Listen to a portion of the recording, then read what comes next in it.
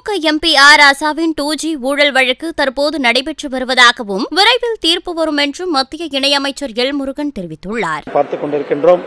இன்றைக்கு பிரதமர் அவர்களை நம்முடைய கோயம்புத்தூர் மக்கள் மிக பேரன்போடு வரவேற்பதற்காக காத்துக் கொண்டிருக்கிறார்.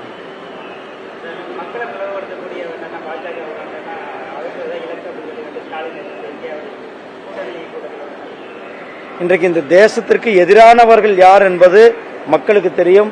இந்த தேசத்தினுடைய வளர்ச்சியை யார் செய்திருக்கிறார்கள் என்றது மக்களுக்கு தெரியும்.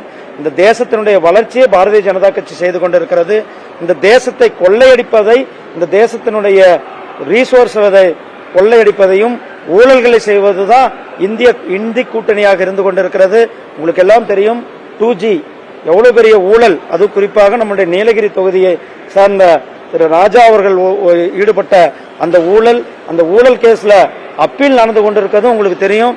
அந்த வழக்கில் என்னைக்கு கூட ஜட்ஜ்மெண்ட் வர்றதுக்கு தயாராக இருக்கிறது என்பது தகவலையும் உங்களுக்கு சொல்லிக் கொள்ளுவேன்.